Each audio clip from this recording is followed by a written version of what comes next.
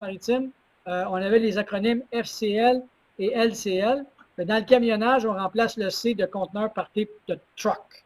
Alors, on parle d'un full truckload. Donc, quand je prends un camion complet, c'est un full truckload. Et quand j'ai une, deux ou trois ou cinq palettes dans un camion, on va appeler ça un LTL ou un less than truckload. Okay? Ensuite de ça, dans le transport routier, on a du courrier aussi. On a nos fameux UPS, DICOM, Nationex, Purolator. Ce sont tous des transporteurs routiers aussi de courrier. On a des transporteurs de vrac, de sec, liquide. Puis on a l'intermodal aussi. L'intermodal, c'est quoi? On peut le voir sur la photo. On voit que c'est un camion qui tire un conteneur de bateau. Alors, l'intermodal, c'est ça qui est intéressant, c'est que ces containers-là de 20 ou de 40 pieds, la beauté de ça, et pourquoi c'est rendu si populaire aujourd'hui, c'est qu'il peut voyager à la fois sur un bateau, à la fois sur un camion ou à la fois sur un train. Donc, c'est ce qu'on appelle l'intermodalité. Comme par exemple, si nous, ici de Montréal ou de Baie-Comeau ou de Havre-Saint-Pierre, on ship dans l'Ouest, en Chine, par exemple, soyez assurés qu'il va arriver à Montréal ou arriver à Québec, peu importe, il va être mis sur un train, il va être amené jusqu'à Vancouver. Même si c'est une remorque de camion, on va la mettre directement sur le train et on va l'amener de l'autre côté. C'est la façon la plus économique de faire. Bien entendu, si c'est urgent, on n'aura pas le choix. On va probablement mettre 2 chauffeurs à l'intérieur, parce que c'est un team driving. On va le rouler jusqu'à Vancouver sans arrêt pendant les 2-3 jours que ça prend pour se rendre.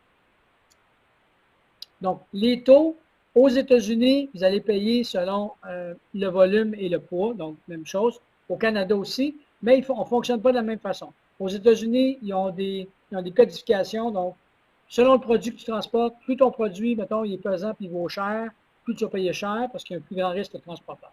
Tandis qu'au Québec, au Canada, on ne s'occupe pas de ça. Nous, on te charge vraiment selon l'espace qu'on prend. C'est une palette, c'est-tu 4 palettes, c'est-tu un demi-camion, un quart de camion, 3 quarts de camion, camion plein. C'est souvent comme ça qu'ils vont vous faire les soumissions. Et peu importe la nature de ce que tu vas transporter. Bien entendu, c'est sûr que si tu es dans l'alimentaire, tu dois avoir une température contrôlée ou quoi que ce soit. Là, ils vont vous envoyer ce qu'on appelle un reefer, un conteneur avec une température contrôlée. Et là, vous allez payer un petit peu plus cher. Mais règle générale, c'est vraiment en fonction de l'espace que vous prenez dans le camion. Ce qui est intéressant du camionnage, c'est très intéressant, c'est qu'ici en Amérique du Nord, quand je parle d'Amérique du Nord, on parle principalement du Canada, des États-Unis et une grande portion du Mexique aussi, c'est que quand vous autres, vous chargez vos camions à Baie-Comeau et on va le livrer, par exemple, dans le fin fond du Texas, il n'y a personne qui va toucher votre expédition. Vous chargez votre camion sur la Côte-Nord, fermez les portes, vous mettez votre seau, vous mettez votre numéro de seau sur vos documents, ça s'en va, ça traverse les frontières, c'est amené au Texas. Quand ça arrive de l'autre côté, les personnes sont là-bas, coupent le seau, ouvrent les portes, et il n'y a personne qui a touché à votre expédition entre la Côte-Nord et directement le Texas. Donc ça, c'est très avantageux, on peut le voir. Bon, les prix sont intéressants aussi. Quand vous allez chercher plusieurs soumissions, à un moment donné, vous voyez que vos transporteurs routiers, il y en a qui sont bons dans l'Est, il y en a qui sont bons dans le Midwest, il y en a qui sont bons dans l'Ouest. Chacun des transporteurs, parce que vous voyez toutes les compagnies de transport qui passent en ville, ils ne sont pas bons dans tout. Encore une fois, je vous le disais, ils ne sont pas nécessairement forts dans tous les corridors. Donc, c'est important, avec le temps, vous allez trouver qui sont les gens, ou en travaillant avec votre transitaire, vous allez trouver qui sont les transporteurs fiables sur différents corridors. Alors, dans les avantages, il n'y a pas de manutention, on vient d'en parler. Donc, si j'ai moins de manipulation entre les terminaux et les entrepôts, j'ai moins de dommages, règle générale. On peut choisir le trajet, c'est simple, parce que je n'ai pas besoin d'aller me présenter dans des terminaux. J'ai à me présenter directement chez mon client, donc je prends la route que j'ai besoin de prendre. C'est flexible parce que je pars quand je veux, j'arrive quand je veux. Il n'y a pas comme d'horaire de vol. Il n'y a pas d'horaire de vol comme en avion, par exemple. Et c'est sécurisé avec un cadenas ou une remorque ou un saut de camion. Dans le transport LTL, là, c'est un peu différent. Étant donné que le camionneur va aller chercher 2 palettes chez vous ou 4 palettes, il va les amener à Québec, il va les sortir dans un entrepôt, il va les mettre dans un autre camion, il va les amener à Montréal. À Montréal, il va les prendre, il va les sortir du camion, il va les mettre en entrepôt, il va les remettre dans un camion, il va les amener à Toronto, etc.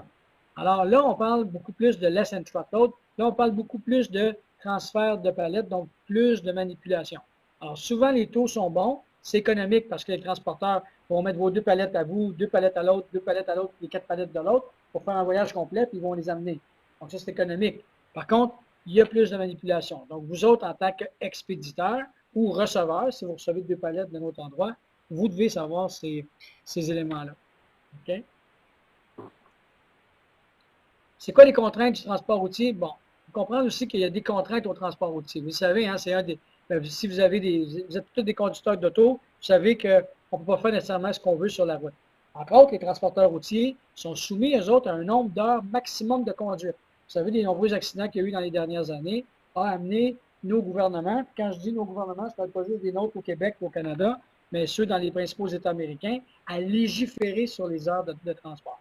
Donc, il y a beaucoup de législation au niveau des heures de transport.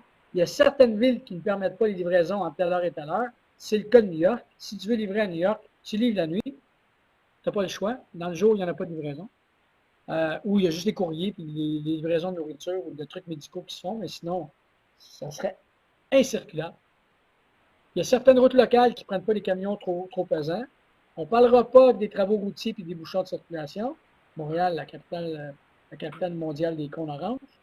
On ne parlera pas des inspections documentées qu'ils doivent faire avant de partir pour la mécanique du camion et tout ce qui touche à la sécurité aux frontières dans les cadres de programmes CITIPAT et PEP. Ceux qui ont des matières dangereuses doivent mettre des permis, des placards.